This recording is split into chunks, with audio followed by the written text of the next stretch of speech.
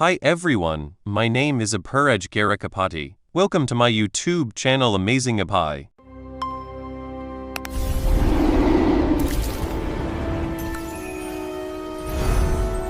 Choose your next adventure.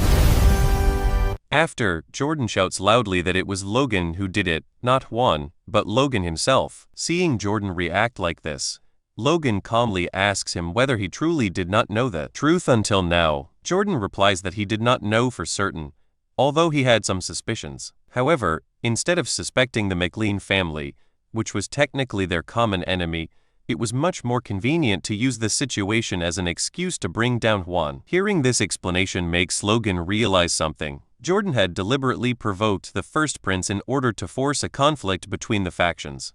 Logan mutters that Jordan is a truly cunning bastard. Jordan then continues speaking, explaining that his relationship with Juan had always been extremely tiresome anyway, although that relationship has now come to an end. As he says this, Jordan casually kicks the severed head of the first prince lying nearby. Logan then proposes something to Jordan. He suggests that they should simply deliver the gift quickly and bring this entire matter to an end once and for all. Logan adds that from his perspective, this seems to be the best path forward for the future of the nation. Hearing this, Jordan begins laughing again and says he never expected Logan to be such a patriot. Jordan calls him a man full of surprises. Then Jordan bends down and picks up his sword. He says that even though he enjoys watching the reactions of humans, fate has always been a cruel mistress that places a new obstacle in front of him every time he moves forward. Hearing that statement causes Logan to smile slightly. Logan steps forward and says that the same situation applies to him as well. For a brief moment, the two men simply stand there, staring directly at each other. The tension between them becomes clear. Jordan clenches his teeth, showing that he is becoming impatient. Suddenly, he leaps forward and launches an attack while shouting for Logan to die. Logan immediately jumps forward as well, trying to surpass Jordan's speed and intercept the strike. In the next instant, their swords collide with a sharp clash. Logan presses harder during the exchange and gradually begins gaining the advantage in the fight. While staring straight at Jordan, Logan declares that this time he will definitely finish everything once and for all. Logan and Jordan clash their swords, the metal of their blades grinding harshly against each other as sparks scatter between them. Jordan suddenly pushes forward with all his strength and manages to force Logan backward. After witnessing Logan's strength, Jordan remarks that he initially believed Kalia lost to Logan only because of his injuries, but now it seems that was not the full story. Jordan realizes that Logan is somehow blocking aura itself and asks him how he is able to do such a thing. Logan does not answer directly and instead changes the subject, pointing out that Jordan himself is also severely wounded at the moment. Logan asks him whether he is not afraid that he might end up like Kalia. Jordan responds by asking why he should fear anything at all. He declares that everything will end the moment he presents the prince's head to Juan and questions whether Logan truly believes he would be afraid of him. Logan continues arguing, asking Jordan if he genuinely thinks everything will end so easily. Even if the war ends, they will still have to deal with the consequences. There are already countless refugees and many talented individuals have either died or been reduced to poverty. Once again, the two men collide with tremendous force, their swords crashing together while powerful aura radiates from both sides. As Logan asks Jordan whether he ever considered the fate of those people, Jordan suddenly shouts in anger, asking Logan whether a mere child is trying to lecture him about war. He then demands to know if Logan understands how wars are truly won. Jordan asks how victory can be achieved with minimal fighting,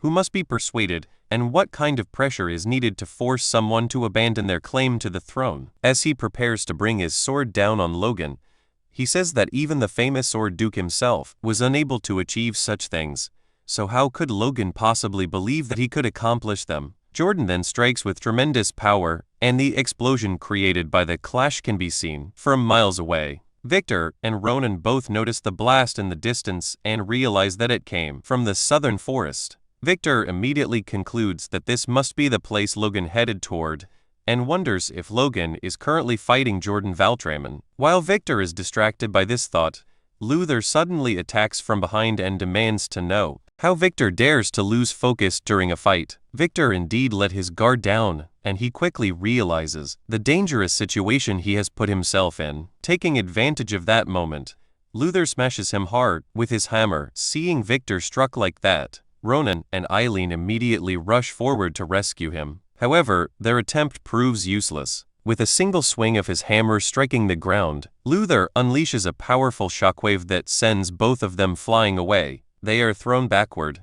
and end up collapsing on the ground right in front of Luther. At that moment, the entire ground beneath them suddenly begins to crumble. This disturbance is the result of a magic spell being cast nearby. The caster of that spell turns out to be Clayton. Using the spell, Clayton manages to push Luther away from the others and separate him from the group. Even Luther looks surprised and comments that he cannot believe Clayton was able to instantly reconstruct the terrain like that. Looking directly at Clayton, he remarks that the spell used must be extremely complex and intricate. However, something unexpected happens immediately afterward. Clayton suddenly begins freezing where he stands. His body is slowly being encased in ice. Now, the only ones still capable of fighting are Eileen and Ronan. Clayton himself cannot understand how such a thing is happening. That mage responsible for freezing him is targeting him perfectly from a great distance. That mage is none other than Juan Douglas. While casting the spell, Juan also notices something unusual. He sees the massive explosion coming from the battle between Logan and Jordan. The two are fighting head to head, but Jordan appears to have the advantage in that exchange. Once again, Jordan unleashes a powerful slash toward Logan. Logan watches the attack approaching and cannot understand how Jordan can still release such tremendous power despite being severely injured. The slash moves closer and closer toward him. Jordan even remarks that he poured quite a lot of strength into that strike. Even so, Logan manages to block the attack using pure force alone, though the impact sends him crashing down to the ground. Jordan glances toward the sky and comments that Juan must have realized that the first prince was murdered after witnessing the explosion earlier. Turning his attention back to Logan, Jordan asks what Logan would do if he were in Juan's position. Logan slowly stands up and answers that he would immediately go and kill the second prince,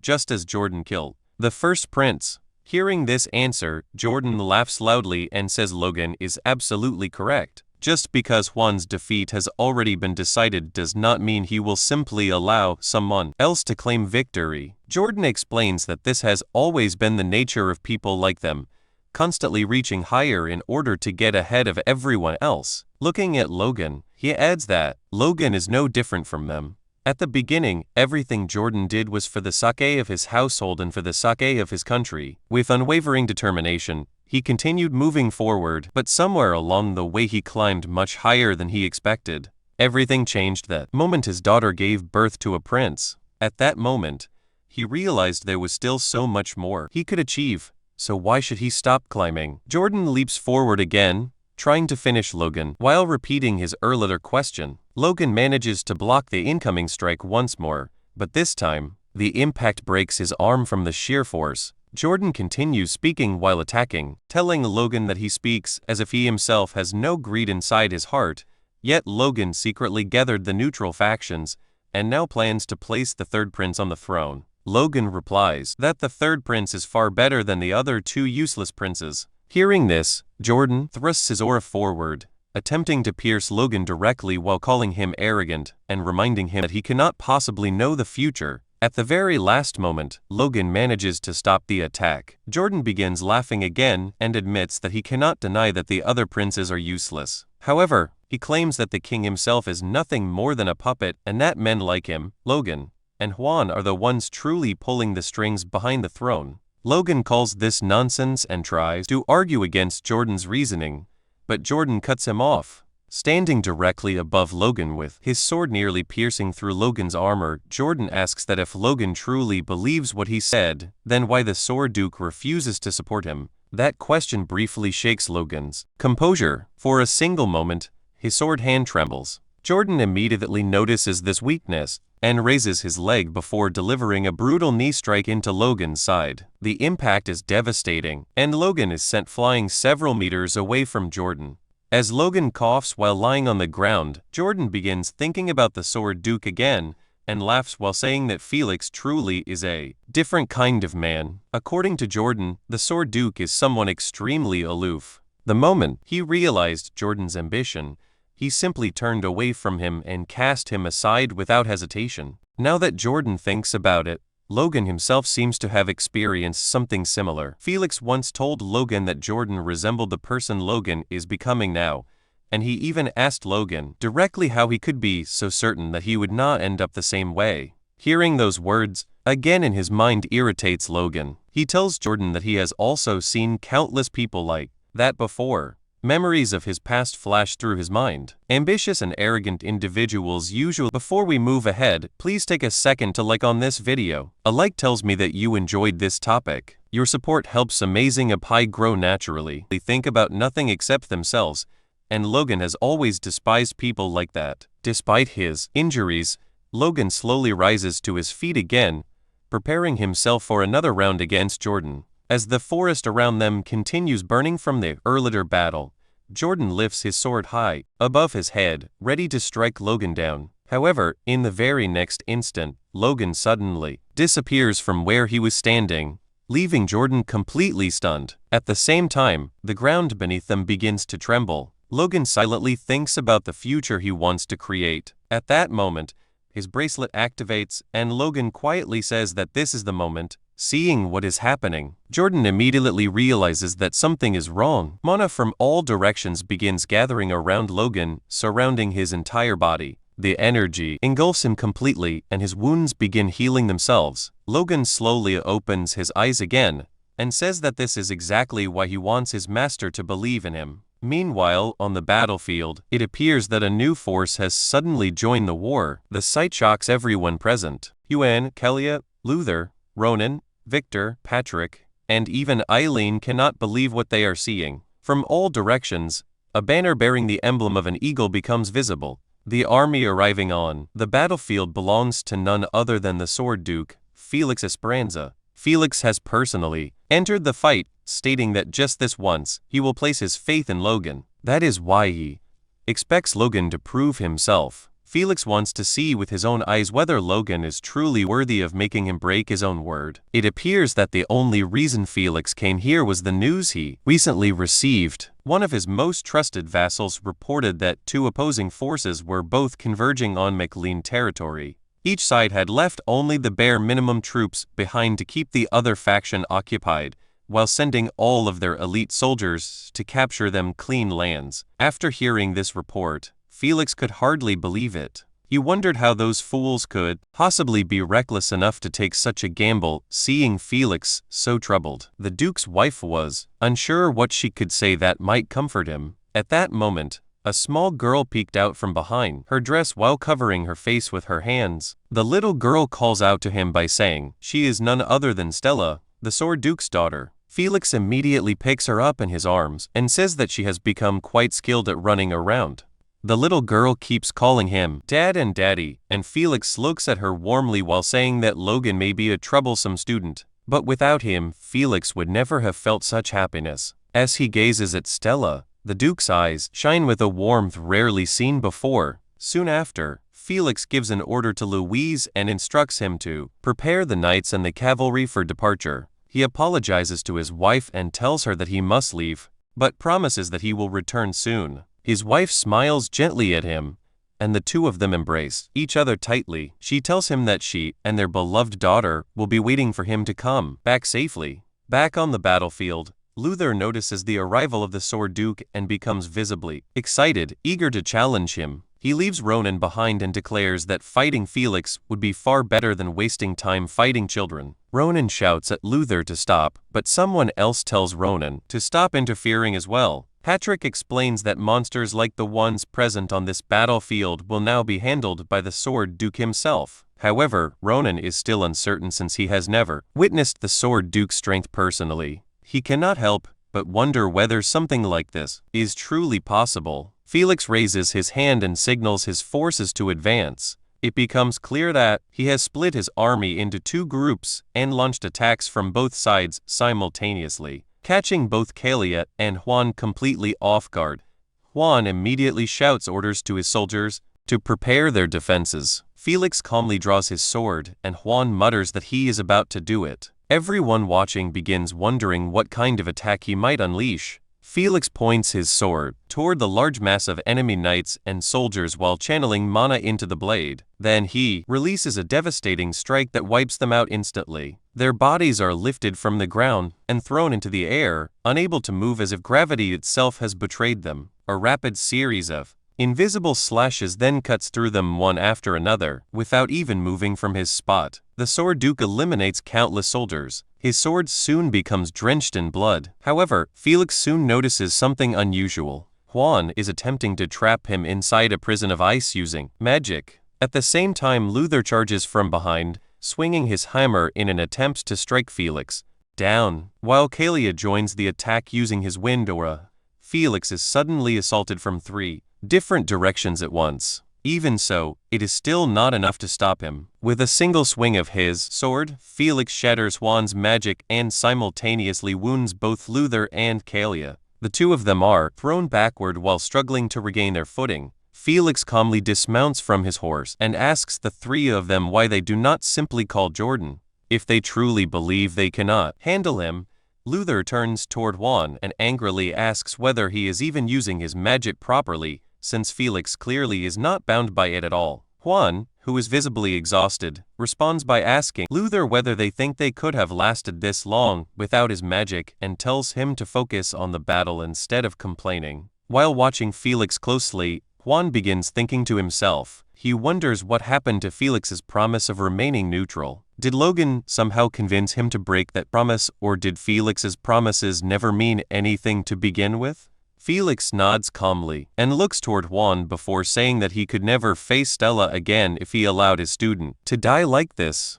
Juan responds coldly, saying that Felix has grown old and that perhaps it is time for him to retire. Immediately after that remark, the 3 of them launch another simultaneous attack against Felix once again. Back in the forest, Logan's aura suddenly begins to change. A bright blue aura now surrounds his entire body. Seeing this transformation, Jordan starts losing his composure because he cannot understand what is happening. All of Logan's wounds and injuries have completely healed. Jordan immediately leaps forward again and attacks Logan while demanding to know what he just did. Logan reacts in time and blocks the strike. Not only that, he even manages to push Jordan back slightly. At that moment, Jordan realizes that he no longer holds the advantage in this fight. Logan has become far stronger than before and his injuries are completely gone. Jordan tries to convince himself that perhaps he is simply getting tired. Refusing to accept it, he pushes forward and releases even more of his aura. As Jordan increases his aura,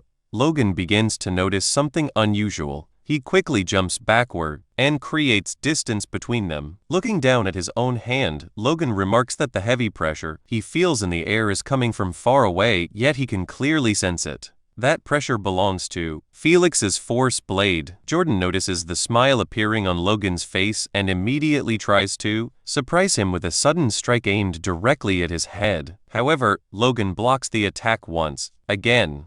Logan then tells Jordan that he understands what he meant earlier and admits that Jordan was right, just as Felix once said. Logan admits that he himself might change one day. After all, once someone experiences power, it becomes difficult not to desire even more of it. However, as Logan continues speaking while pushing back against Jordan's blade, he reminds himself that there are people who have placed their trust in him. The clash between their swords continues as Logan launches another attack against Jordan. At that moment, he remembers the words Hinckley told him about securing the future of McLean. Jordan suddenly widens his eyes in disbelief.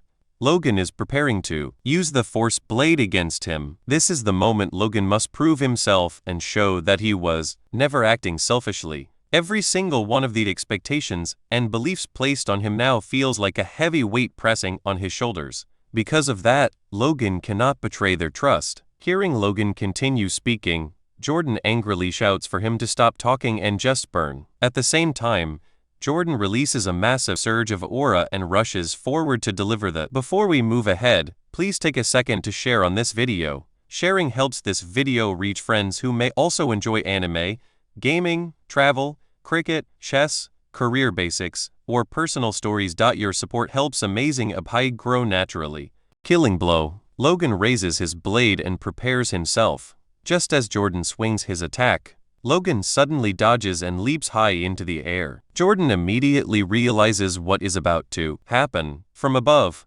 Logan prepares to strike him down using the Force blade. Logan looks down and sees that he has a perfect opening. With a cold and determined expression in his eyes, he unleashes the attack. Using the fourth form of the Divine Sword, the Scorching Slash, Logan releases his most powerful technique. The attack lands perfectly on Jordan.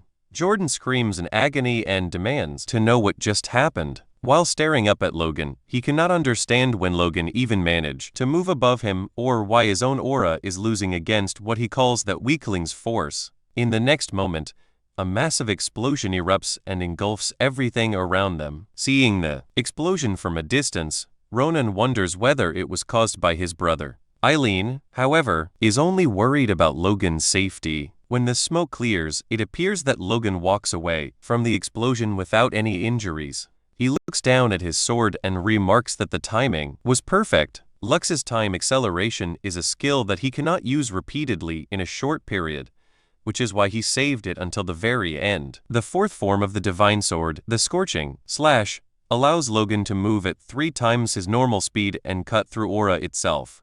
With that ability, Jordan never truly had a chance to survive the attack. Before Logan can finish speaking, Jordan coughs violently while lying on the ground. He looks toward Logan but cannot even stand up anymore. Logan looks down at him and addresses him by his title, the Blazing Heat Sword, before telling him that he is lost. Seeing his current condition, Jordan realizes that Logan is right. Yet he suddenly begins laughing. He says that although he managed to eliminate the first prince and the second prince will soon fall as well, it is Logan who will ultimately place the third prince on the throne. Jordan remarks that Logan truly must be Duke Felix's student. However, Jordan insists that things will not go the way Logan expects. He asks Logan who would even listen to such a young prince, and says that the prince himself will likely fear Logan too. Hearing those words irritates Logan. He tightens his grip on his sword and asks Jordan whether those are his final words. As Jordan is about to take his last breath, he slowly looks up toward the sky.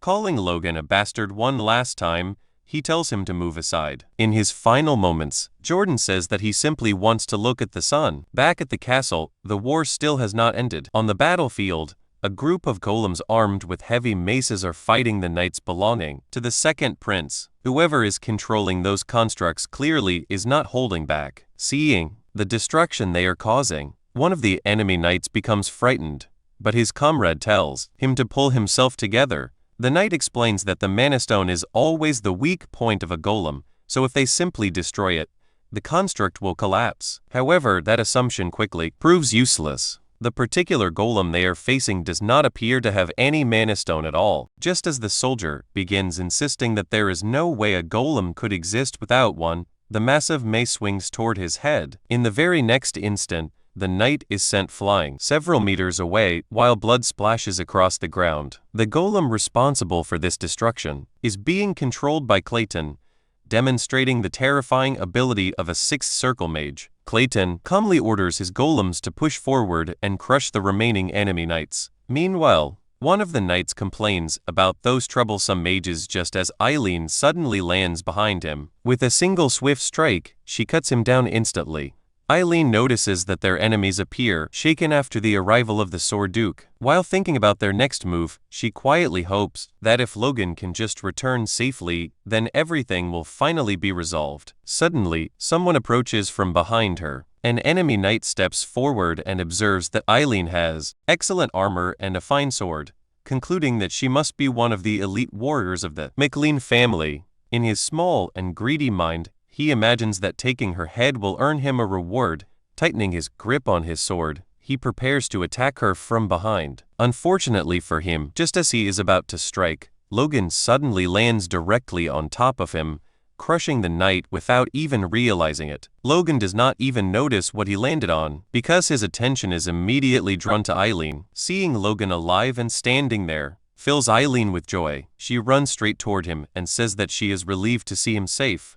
Logan replies that he is also glad to see that Eileen seems unharmed. Eileen then explains that she could see the explosion in the forest from the castle and thought she might lose her mind watching it, especially if Logan had fallen like he once did after his battle against Wick and Kalia. She admits that she does not know what she would have done if that had happened again. Hearing this, Logan remarks that Eileen must have been very worried about him. Her face instantly turns red with embarrassment. She shillily tries to deny it, saying that it is not like she was extremely worried, though perhaps she was a little. It is clear she is completely flustered. She quickly adds that everyone was worried about him and that they all believe in him. Listening to her ramble like that causes Logan to smile. He steps closer and thanks her sincerely for believing in him. Eileen finally calms down a little and says that Logan cannot just say things like that to her so casually. Logan agrees and says that he will arrange something properly after the war ends, but before that there is still one final task remaining.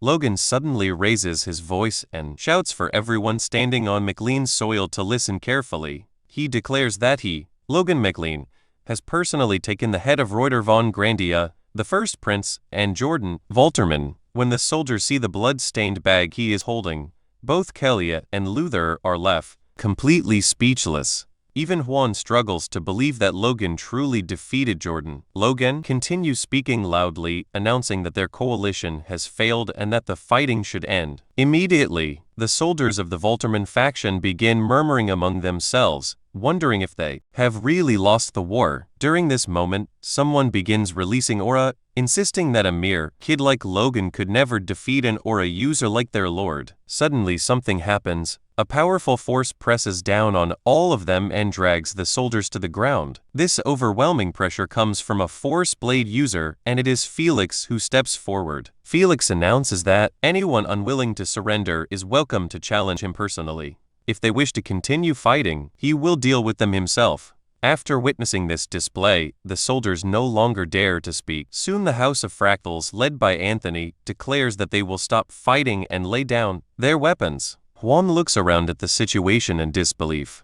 Everything has completely fallen apart and he blames Logan McLean for the entire disaster. Felix then turns his attention directly toward Juan and asks whether he still intends to continue the battle. Juan hesitates, unsure what to say, before finally lowering his staff and declaring that he will surrender. Seeing this, both Luther and Kalia angrily question how he can shamelessly choose surrender. As the ice that had covered Felix's face begins melting away, Felix calmly tells Juan that he has made a wise decision. Then the Sword Duke gathers his aura again and prepares to use the Force Blade once more. This time, the pressure is so overwhelming that even superhuman fighters cannot withstand it. Luther and Kalia collapse to the ground in agony before losing consciousness. Felix casually remarks that those two youngsters simply need a little nap. Watching this, Juan remarks that Felix managed to knock out two aura users immediately after breaking free from his spell and calls him a monstrous old man.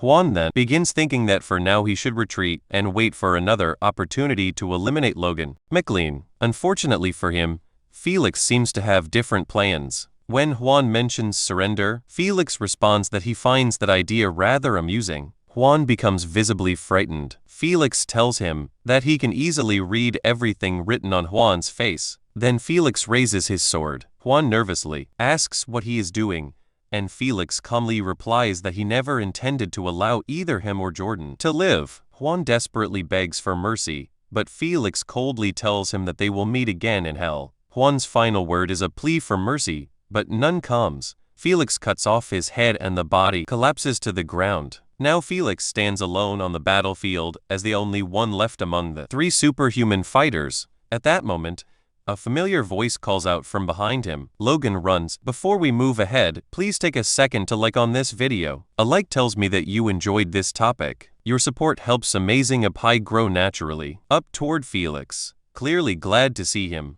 Felix turns toward Logan and prepares to say something extremely important. Instead, he suddenly smacks Logan on the head and scolds him for nearly giving him a hernia from worry. Afterward, Felix asks Logan what he plans to do next while Logan rubs his aching head. Logan explains that he has already mobilized their forces to track down the second prince. After that, he plans to travel to the capital. Felix does not quite understand Logan's intention and asks what he plans to do there. Logan looks directly into Felix's eyes and calmly replies that he intends to bring this civil war to an end once and for all. After the battle finally ended, Logan made his way toward the capital city, Grand. As soon as he arrived at the gate, he noticed someone already waiting for him there. It was his father-in-law, Count Floyd. The Count told Logan that he had already heard about Logan's victory 4 days earlier. Logan dismounted from his horse and looked at the man before thanking him for coming out to meet him personally.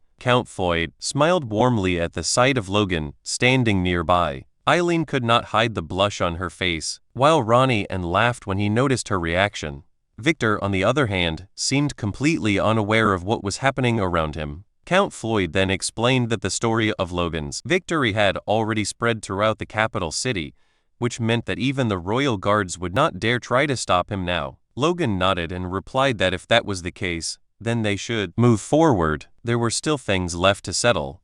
Eventually, Logan arrived at the grandiose residence. Looking up at the building, he reflected on everything that had happened. The kingdom's civil war had been the greatest obstacle he needed to overcome after his regression, and now the McLean family had successfully passed that trial. A great deal had changed during the past 3 years, yet Logan knew that he could not allow himself to become complacent after this victory. Another challenge still awaited them. The conquest wars of the Empire would be the final blow that would destroy the already weakened kingdom. Those same enemies were the ones Logan had fought against until his death in his previous life. Logan remembered clearly how his father died early during the war against the Empire, and how Ronnie, despite being an Aura user, was eventually captured on the front lines and executed by the Empire.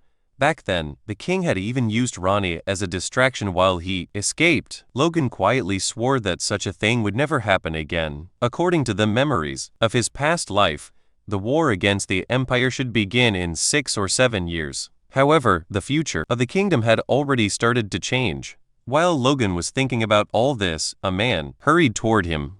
The man introduced himself as the commander of the Royal Knights and said that he had heard countless stories about Logan. Logan knew that the timeline had already changed in many ways, and because of that, he could not accurately predict how the future would unfold. That was exactly why he needed to be prepared for everything. Logan told the commander that before meeting His Majesty Roger, he wanted to search the city for any remaining traitors. He politely asked for the commander's cooperation. At that moment, someone nearby began shouting angrily to be released. One of the captured men demanded that Logan recognize who he was and pointed out the crest of House Douglas on his clothing. Another prisoner tied beside him shouted that he was Roar in Valtramine, the third grandson of Lord Jordan Valtramine, and he ordered Logan to release them immediately. However, Logan only looked at them with clear disgust. News about the battle had already reached the capital 3 days earlier, so Logan assumed that anyone involved in the rebellion would have fled by now. Apparently, these men believed they were somehow untouchable. The commander then turned to Logan and reported that all the people involved had been captured.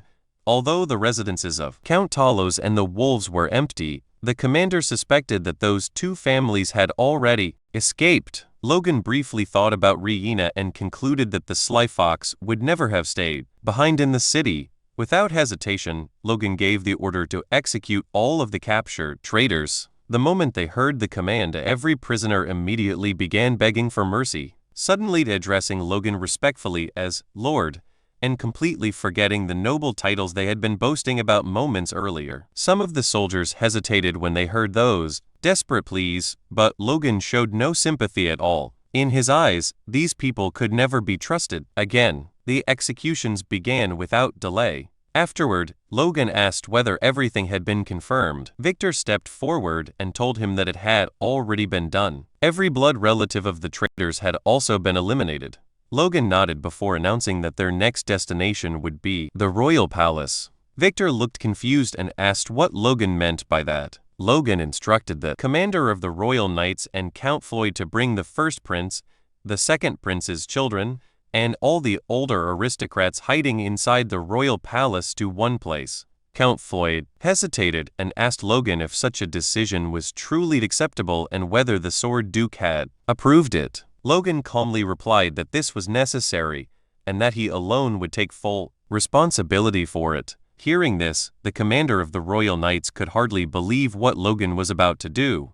Logan intended to eliminate members of the royal family themselves, and the commander could only remark that Logan truly did whatever he pleased. Despite the reaction around him, Logan remained calm. In his mind, every royal bloodline unrelated to Roger von Grandia, the third prince, had now been removed. The only remaining concern was the second prince, who was still missing. However, Logan believed it was only a matter of time before they found him. With that decided, the preparations to resist the future invasion of the Empire had to begin immediately. The following day, Logan arrived at the Esperanza residence. The commander informed him that the prince was currently being escorted by the Sword Duke and would arrive shortly. Logan thanked him for the information. The commander then realized something strange. Logan was the Sword Duke's own student, so why was he asking the commander to act as his guide? The commander even began worrying that it might look as if the royal knights were now serving Logan directly. Just then, the large doors of the estate opened from the inside. Knights wearing expensive armor began marching out into the courtyard. A moment later, the third prince stepped onto the balcony and looked down at Logan, Victor, Ronan, and Eileen standing below. The prince tried to speak, but seemed too nervous to find the right words. Logan looked up toward him, while the prince stared down at Logan. The prince clearly felt overwhelmed after suddenly being placed in the center of such a massive event. Logan then knelt down on one knee. He formally introduced himself by name and title, and declared that he greeted His Highness Roger von Grandia. One after another, the others followed Logan's example and knelt while addressing the prince as His Highness. The prince stood there, speechless for a moment before finally addressing Logan respectfully as Lord Logan. Logan lifted his head and told the prince that he had finally fulfilled the promise he made to him, and apologized for arriving so late. Hearing this, the prince remembered Logan's promise and suddenly began laughing. He admitted that he never expected Logan to fulfill it in such an extraordinary way. Looking directly into Logan's eyes, the prince told him that he had done well. Watching this exchange left the commander of the Royal Knights stunned because of the immense respect the prince was showing toward Logan. Logan then rose to his feet and told the prince that it was time for them to leave. He would personally escort the prince to the royal palace. The prince looked almost as if he were dreaming as he listened to those words. Soon afterward, they all began walking toward the gates of the estate together. Somewhere deep in the forest, two figures are walking together and talking. The second prince suddenly tells the man accompanying him that this path does not lead to the royal palace. In response, the man calmly replies that he never said they were heading toward the castle in the first place. As he speaks, the man pulls out a hidden blade and instructs the prince to keep following him. Seeing the weapon immediately frightens the prince. The man is revealed to be Lucien and he slowly begins approaching the prince. The prince nervously asks Lucien what he intends to do, but Lucien continues moving forward without hesitation. As Lucien draws closer, the prince begins screaming and tries to stop him. However, Lucien no longer shows any concern for him. Moments later, blood begins dripping onto the ground. As he wipes his knife clean, Lucien calmly remarks that things truly spiraled out of control. He explains that he expected the second prince to fall eventually, but Logan McLean's actions were completely unexpected. Lucien throws the cloth he used to wipe his blade onto the ground, and says that his mission is now finished. As he walks deeper into the forest, he mentions that he is looking forward to receiving his reward. Meanwhile, events began unfolding at the royal palace. Several carriages arrive one after another, as nobles gather for an important meeting. It appears that Logan was the one who summoned all the nobles to the capital for this assembly. Some nobles complain that Logan has become arrogant for calling everyone like this, while others quickly tell them to watch their words. One noble comments that the McLean family has already executed both nobles and members of royalty for treason. Another noble says that although Logan clearly has the trust of the future king, he feels that Logan may be going a little too far with his authority. Someone else then remarks that, if you enjoyed this video, please hit the like button and subscribe to Amazing Appy. Subscribing makes sure you do not miss the next video, and it gives me motivation to keep improving the quality of every upload. Thank you for being here, and I will see you in the next one.